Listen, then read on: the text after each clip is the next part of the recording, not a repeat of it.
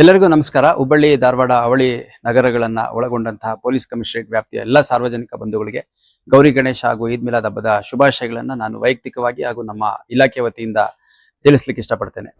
ಈಗ ಗೌರಿ ಗಣೇಶ ಮತ್ತು ಈದ್ ಮಿಲಾದ್ ಹಬ್ಬದ ಆಚರಣೆಯಲ್ಲಿ ಲಕ್ಷಾಂತರ ಜನ ಕೇವಲ ಅವಳಿ ನಗರದಿಂದ ಅಷ್ಟೇ ಅಲ್ಲ, ಧಾರವಾಡ ಜಿಲ್ಲೆ ಸೇರಿದಂತೆ ಹೊರ ಜಿಲ್ಲೆಗಳು ಮತ್ತು ಹೊರ ರಾಜ್ಯಗಳಿಂದ ಬಂದು ಹೋಗೋದನ್ನ ನಾವು ಗಮನಿಸಿದ್ದೇವೆ. ಹಂಗಾಗಿ ನಮ್ಮ ಪೊಲೀಸ್ ಇಲಾಖೆ ಸಾಕಷ್ಟು ಪೂರ್ವ ತಯಾರಿಯನ್ನ ಇತರೆ ಇಲಾಖೆಗಳ ಜೊತೆ ಸೇರ್ಕೊಂಡು ಮಾಡಿಕೊಂಡಿದೆ. ಹುಬ್ಬಳ್ಳಿ, ಧಾರವಾಡ, ಅವಳಿ ನಗರ ಸೇರಿದಂತೆ ಧಾರವಾಡ ಜಿಲ್ಲೆಗೆ ತನ್ನದೇ ಆದಂತಹ ಒಂದು ಐಡೆಂಟಿಟಿ ಇದೆ, ತನ್ನದೇ ಆದಂತಹ ಒಂದು ಶ್ರೇಷ್ಠತೆ ಇದೆ. ಒಂದು ಮಾತಲ್ಲಿ ಹೇಳೋದಾದ್ರೆ, ಕನ್ನಡ ಭಾಷೆಗೆ ಇಡೀ ದೇಶದಲ್ಲಿ ಅತಿ ಹೆಚ್ಚು ಜ್ಞಾನಪೀಠ ಪ್ರಶಸ್ತಿ ಬಂದಿರೋ 8 ಜ್ಞಾನಪೀಠ ಪ್ರಶಸ್ತಿಗಳಲ್ಲಿ 4 ಧಾರವಾಡ ಜಿಲ್ಲೆಯವು. ಅದೇ ರೀತಿ ಇಲ್ಲಿನ ವ್ಯಕ್ತಿಗಳು ಬಹಳ ಒಂದು ನಿರಂತರ ಪ್ರಯತ್ನದಿಂದ ಹುಬ್ಬಳ್ಳಿ, ಧಾರವಾಡ, ಅವಳಿ ನಗರಕ್ಕೆ, ಧಾರವಾಡ ಜಿಲ್ಲೆಗೆ ಒಂದು ದೊಡ್ಡ ಹೆಸರನ್ನ ತಂದು ಕೊಟ್ಟಿದ್ದಾರೆ.